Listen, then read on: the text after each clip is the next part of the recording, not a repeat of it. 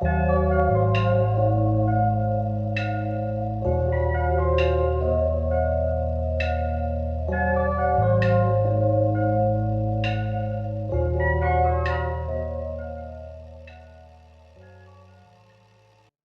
a déjà tous entendu parler de ces femmes et de ces hommes qui, pour aider leur famille, devaient quitter leur village pour trouver du travail en ville. Et quand on parle de travail, en fait, on devrait plutôt parler de corvée. Quel bon emploi des personnes qui n'ont aucun diplôme, aucun contact, ou même qui ne parlent même pas la même langue, pouvaient décrocher. Alors ces gens, nés dans le dénuement ou forcés par le sort de quitter leur terre, devront travailler au champ, en tant que femmes de ménage, dans le bâtiment, livreur, couvreur, jardinier ou encore bonne. Et si vous avez bien écouté, j'ai séparé bonne de femme de ménage, et pour une raison simple. La bonne, appelée maid en anglais, est une employée de maison, certes, qui doit faire le ménage, mais aussi la cuisine, la lessive, le repassage, s'occuper des enfants, et ce pour une somme ridicule et des jours de congé aléatoires. Les conditions de travail dépendent bien évidemment de la culture, des lois du pays en question ou simplement de la personnalité des maîtres. Et en Éthiopie, il est assez courant pour les familles plutôt aisées d'avoir recours à des bonnes, surtout à Addis Ababa. Ces bonnes sont alors nourries, logées, blanchies et payées. Et c'est ce que la famille de Monsieur Moulakou, en octobre 2022, avait mis en place. Pour soulager son épouse et s'occuper de ses deux jeunes petites filles, il engage Hiwot Mekonnen. Monsieur Moulakou aimait profondément ses deux petites filles, sa petite fille Léonawit notamment, 2 ans, et Krishna, 3 ans. Il leur avait construit un foyer de ses mains dans le quartier Haralsa, dans un immeuble moderne de la ville. Et Hiwot Mekonnen semblait être à ses yeux la meilleure candidate pour s'occuper de ces deux petits trésors. Elle faisait la cuisine, nettoyait, éduquait les enfants, et les 2 premiers mois s'écoulèrent dans la banalité la plus calme et la plus douce.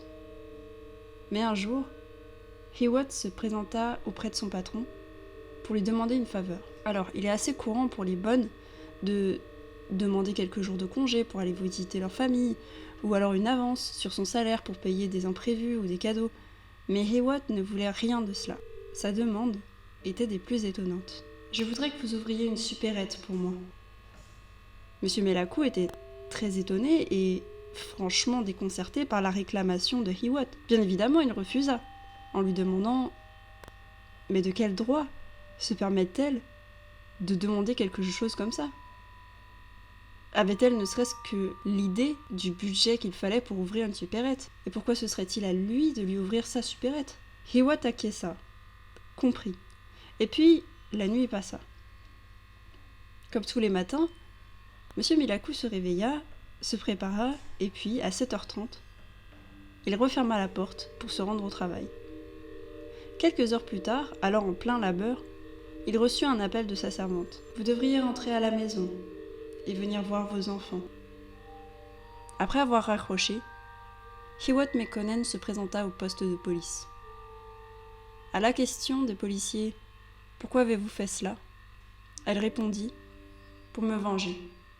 Il n'a pas voulu ouvrir ma supérette. » À la question « Pourquoi ces enfants ?» elle répondit « Parce qu'il les aimait tellement. Il les aimait si profondément. » À la question « Pourquoi utiliser un couteau de cuisine ?» elle répondit « Parce que les étouffer avec un oreiller n'a pas fonctionné. » À la question « Pourquoi se venger de ses enfants ?» elle répondit « J'ai pensé à me venger directement de Monsieur Moulakou.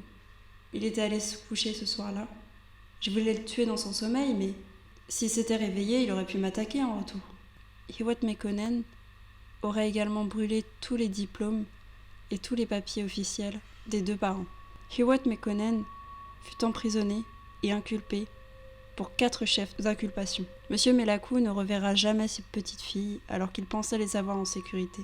La meurtrière sera condamnée à mort. Il n'y a pas réellement de conclusion à cette histoire. Je pourrais vous parler de la santé mentale, de la prise en charge des nounous, mais j'ai le sentiment que rien ne nous expliquera jamais la clé de cette tragédie.